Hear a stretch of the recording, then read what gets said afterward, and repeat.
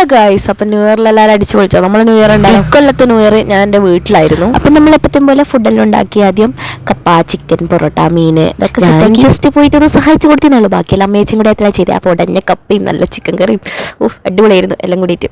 അപ്പോൾ അതിൻ്റെ ഇടയ്ക്ക് ഞാൻ എൻ്റെ ഏട്ടനെ വിളിച്ച് ഒന്ന് വിഷ് ചെയ്ത്. അവിടെ ന്യൂ ഇയർ ആയിട്ടുണ്ടായിട്ടില്ലെങ്കിലും ഞാൻ എൻ്റെ മനസ്സിന് സമാധാനം കിട്ടാൻ വേണ്ടി ഒന്ന് വിഷ് ചെയ്ത്.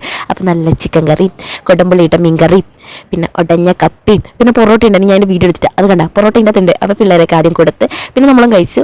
പിന്നെ നമ്മൾ 3 വീട്ടുകാർ തമ്മിൽ സെറ്റാക്കിയതായിരുന്നു ഇത് നമ്മൾ അടിച്ച് വിളിക്കാമെന്ന്. അപ്പോൾ ഇതൊക്കെ കഴിഞ്ഞിട്ട് ഞങ്ങൾ ഒരു വീട്ടിൽ നിന്ന് ഡാൻസൊക്കെ കളിക്കാൻ പോയി. അപ്പോൾ മക്കളെല്ലാം തുടങ്ങി, ഡാൻസെല്ലാം തുടങ്ങി.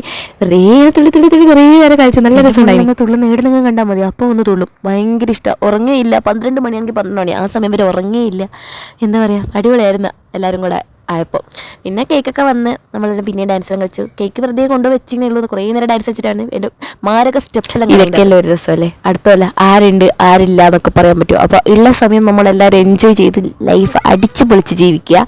അപ്പോൾ എല്ലാവരും ന്യൂ ഇയർ അടിച്ച് പൊളിച്ചെന്ന് വിശ്വസിക്കുന്നത്. അപ്പോൾ എല്ലാവർക്കും ഹാപ്പി ന്യൂ ഇയർ കേട്ടോ. അപ്പോൾ നമ്മൾ 12 മണിയാകാൻ കാത്തു നിന്ന് നമുക്ക് എല്ലാവരും സെറ്റാക്കി എല്ലാവരും കൈയൊക്കെ കൊട്ടി പാസ്സാക്കി. ഞാൻ ഇടയിൽ നിന്ന് വീഡിയോ കൊള്ളാൻ കാണിച്ചു കൊടുത്ത് കേക്കൊക്കെ മുറിച്ച് സെറ്റായി. അതിൻ്റെ ഇടയ്ക്ക് എൻ്റെ അച്ഛൻ ഷോ കാണിച്ചു. ഇതോടെ നമ്മൾ ന്യൂ ഇയർ കഴിഞ്ഞിട്ടാ. അപ്പോൾ ശരി, ബൈ ബൈ. അപ്പോൾ ഹാപ്പി ന്യൂ ഇയർ.